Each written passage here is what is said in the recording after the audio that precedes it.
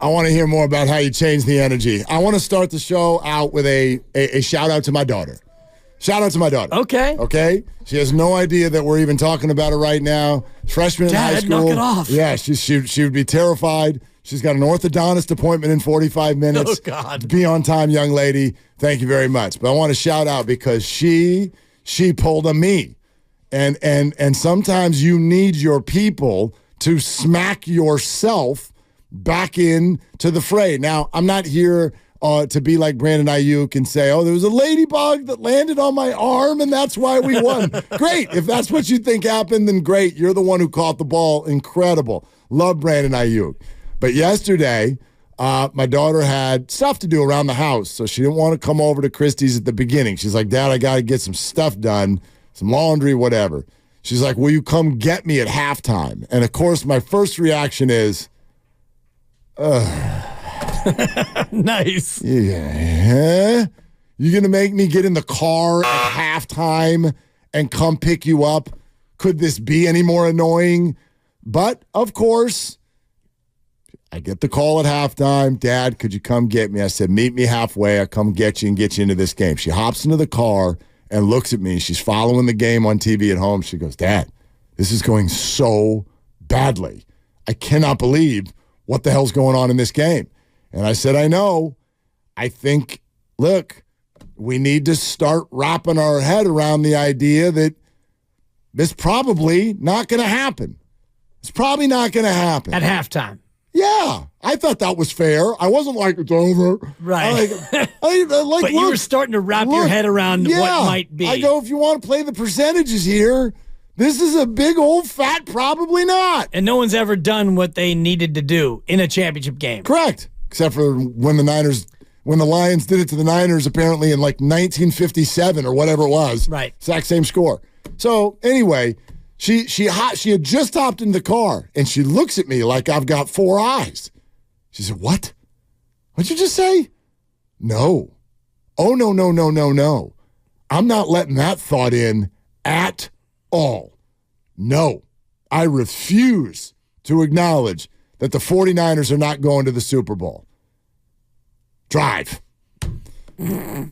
Nice. And off we go. And she gets into the living room and sits down on the couch. The energy all changed. It's incredible. And after every score, I just tapped her on the shoulder and I said, energy changer. Nice. Energy changer. Nice. Energy changer. So I'm into that today. Let's celebrate. The 49ers are going to the Super Bowl. In addition to any thoughts that you have on the team, the game, the way this played out, we'll take your phone calls for sure. But I think we would love to also hear from everybody. What'd you do? Yeah. What quirky little thing do you think had something to do with how this thing turned? It's possible, and everybody's got something. And one of my wife's coworkers, who's a diehard Niner fan, she was texting with Supper, my wife, early in the third. Oh, we're drinking early today. I like that. Cheers. Like to see it. And shout out Angie Guidi. And she said, I started watching in the kitchen and the Niners scored, so I'm not leaving the kitchen. And apparently she has a TV in the kitchen, so Great. Angie spent about 2 hours in the kitchen, probably not cooking, but, white-knuckling and grinding. And I do want to shout out Mima, the great-grandma, Supper's mom, who came over late second quarter just to play with her best friend, my daughter, who turned 17 today, 17 months.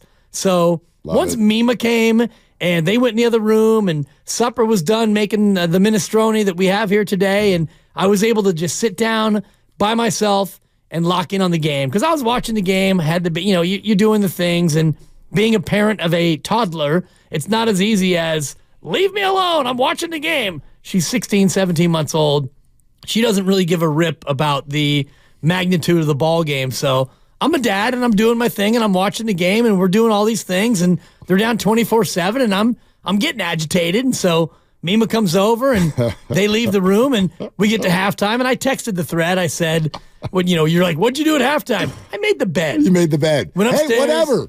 Dude, you got your house in order. And I make a good bed. And so, you're hearing the Journey and the Don't Stop Believin' in the background during the Fox halftime. And my did they play that song 5 times in a row? I don't know, as many as right? needed. It seemed like that was the only song they played. I know, and I love that Skip Bayless thinks that song was made about Detroit in Detroit and tweeted that out. It's like that thing was made by Steve Perry, and he's probably somewhere draped in a Purdy jersey right now. Right.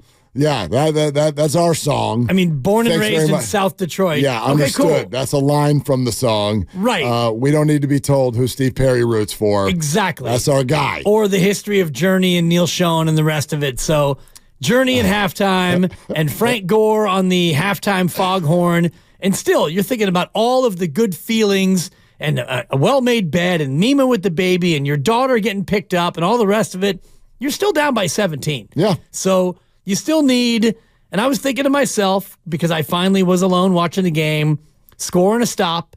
You get a score and a stop, and then another score and another stop, and we're on to something. And they got 3, and then a 0, and then you got a 7 and a 0, and then you got the next 7. And it's like, oh my. Well, it's bananas how fast it happens. Bananas. So when you're down, like you kick the field goal, and as soon as the Lions go for it on 4th and 2 and don't get it, is the first glimmer of, okay, hold on a second, I see a path. And then it felt like 4 minutes went by and the game was tied. Right. It was like there was no way at halftime that you thought this game, that comeback would happen that quickly. To the point where the 49ers built a double-digit lead. Right. Like, that's unthinkable. Well, Absolutely. And to the point where, and I don't ask for this from any of you, certainly not myself, I didn't do it. But for a moment, I bet each and every one of you, for a second, you almost felt a little bit bad for Lions fans. Like, oh my God. That's one of those crumbles that you can feel when it's a fan base that's never been to a Super Bowl. Right. And it's one thing to lose, but it's a completely different thing to have it dangled in front of your face, let you take a lick of the lollipop, have Ford Field going sideways, people are drunk and on their heads going crazy, and in the blink of an eye, the game's tied. And you're like, oh, at that point, you almost knew. You knew. You're like, this avalanche is flying downhill. And you could see it on the faces of every one of the Lions players, and that's why it started going fumble, drop pass, drop pass, drop pass, 4th down again, missed play, what have you, penalty. The whole thing was sort of what I would call an understandable gag job. Yeah, and you think about it. The weight of the world was too much. And just think about it in the small, narrow scope of what you were laying out. 4th and 2, you go for it, and it's a drop. It's a throw that needs to be caught 90% of the time. They don't catch it. Yep. That's a 90% ball. Yep. 80, 85, whatever the number is. In this game, in that spot, you catch the football. Detroit doesn't. Then the Niners get a 50-plus yard catch off a face mask of a defender that Ayuk is able to hurdle forward and catch, and then they score. And then Gibbs fumbles on the first play. So in the span of maybe 12 minutes of real time with, Burkhart and Olsen and TV timeouts, you go from, man, what are we going to talk about over the next, pitchers and catchers, this and that, right. to this game is tied, right? Yeah. Do something far Well, but that's my point. Yeah. Like, a different team, when the Niners tie them up at 24, a different team might have had a shot. Not this team. Not the Lions. And I do that stuff I know I see all of these awesome notes that you're sending us. PJ, I changed my underwear. Titus, I changed my jersey. Lori scrubbed the shower. Gritzlizer, I took the cat for a walk. I mean, which is rare. We see all of these. These are all phenomenal, right? All of that stuff's great. I don't really believe that any one of us did anything to change the mojo of this football game. The 49ers did. Yes, there was at least one incredibly fortunate break. But here's what I do believe. I know that the Lions are just football players. They are not their fans. Most of them are not even 30, so they don't even know about this whole 30 years and never been to the Super Bowl thing. But I do believe that those players, you can feel it. You can feel the weight of your fan base, the emotion behind what this franchise's experience is, and the fact that outside of Jared Goff, pretty much none of y'all have been here. None of you. And so now you encounter this experience where it becomes one of two things that you can do. And this is one thing that the 49ers the last 2 weeks have handled very well, which is the bleep situation. Yeah. Like, you could tell that a lot of these guys are like, been here before, take a deep breath, let's see what we can do, let's get into our formula, and let's see if it works. The Lions get into an bleep situation and the whole house of cards, total house of cards, because it's just too much. You're on the road, you've never been there before, and you're feeling what your fans are feeling, which is, oh, no, you're not, right? You're not going to do this, are you? Oh, yeah.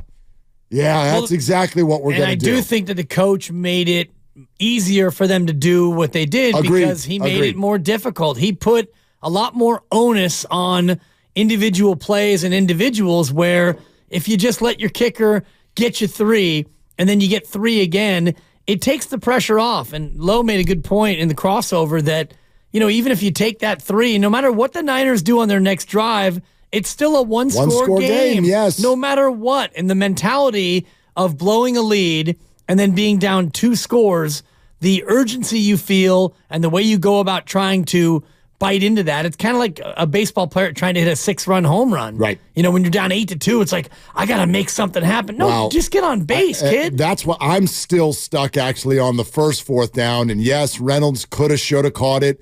Although Goff got knocked off his spot, threw it a touch behind him. Sometimes that's all it takes. Yeah. And if you're the Lions, if you kick that field goal and you make it, and it's 27-10, just ask yourself, what's Kyle Shanahan saying to himself? And my guess is, oh, crap. Oh, bleep. Because he was already feeling that way. He admitted it. Did you see the post-game speech to his team? He goes, when we started that second half and we kicked a field goal, he goes, I'm thinking to myself, this is going to be tough. He's already thinking that at 24-10. Right. Now you go make it another score game, 27-10. The Niners are up a creek. They're up a creek. Detroit's up 24-10. And you gave them a glimmer. And you opened the door, and right. They came charging through. ESPN had him at 91.5% to win it with a 3rd down play up 24-10. And we know they didn't get the 4th down. And then all of a sudden, moments later, it's 24-17, and the Niners have a 52% chance to win that quickly.